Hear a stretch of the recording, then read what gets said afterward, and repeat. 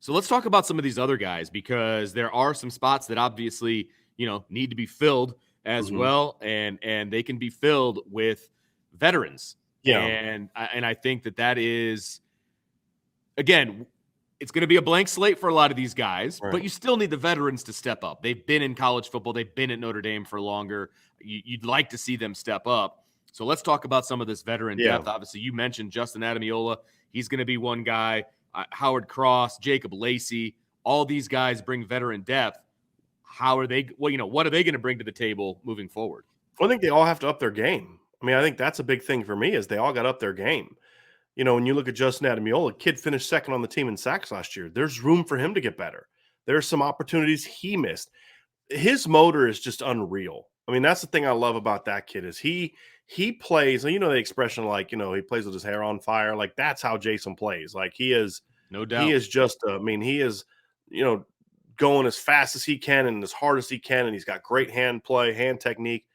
Now that he's kind of been a regular, I mean, he was more of a regular last year than he was the year before. I mean, he played a lot the year before, but it was kind of like as a, fourth, fifth end. This year it was more of a true rotation guy, and he was their third end really, and he was a starter in the nickel package a lot of times. And so there's another level to me for him to get to, especially on third down, where he needs to play a key role in that, contain issues that they had at times on third down, and continuing to really enhance his game from a run defense standpoint. I think he was good at it when he got his chance.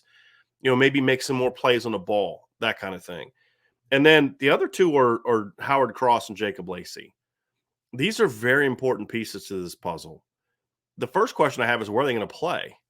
I don't know how great I feel about Howard Cross being a full-time nose tackle. That was something Mike Elson was really big Yeah. into, and I don't know how much I love that. I don't know how much I love the notion of Howard Cross getting 40 snaps a game as a nose tackle. I don't love that idea. I kind of feel like using him at both spots, using Jacob Lacey at both spots. I mean, there's times where I would consider bumping Jason Adamiola out to the big end position and then, having Howard Cross as your three technique or Jacob Lacey as your three technique. So I'm curious to see how those guys are used. I think the usage thing is going to be a big thing for me now that you're going into year 2 of Marcus Freeman's defense.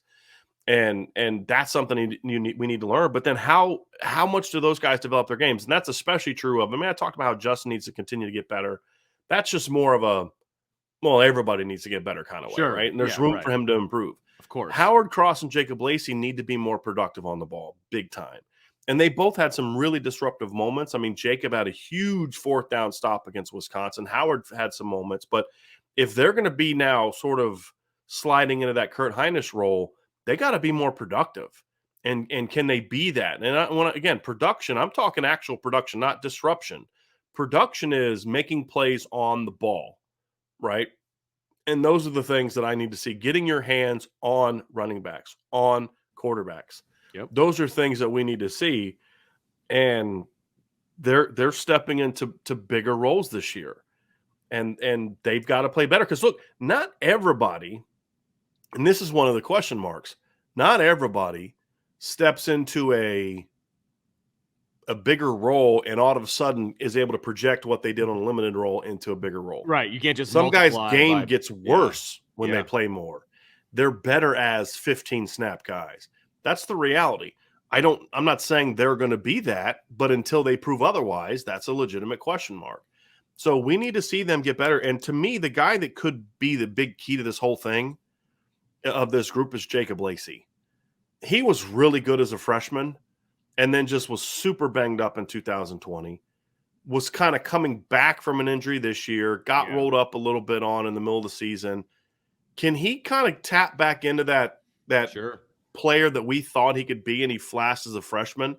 That's a legitimate question because if he can, that changes some things. Because to me, if Jacob Lacey can add, put maybe 10, 12, 15 pounds back I was just on. gonna say that. I think he needs to add a little bit of weight, but he needs to He be had to. It's right. got to be good weight. He That's what I'm had saying. bad weight on as a freshman and sophomore. Sure. He got a little too thin this year because he had to get the shoulder right. Well, you're now like a year removed from that. I sold surgery, I believe. I believe he had it before the spring, didn't he? He didn't play in the spring last year, did No, he? I don't believe he did. And so Because there was you know, still talk about him not being ready to go in fall camp. that's right. But So, that I didn't remember if that was because he had a late surgery Yeah. or I can't remember the timing Yeah. of that. I'll have to look it up here next time I get a chance to get on the internet here. But to me, Jacob Lacey has the potential to be a starter and a really good starter if he can kind of find that happy medium between where his body was as a freshman and sophomore and where his body was as a junior.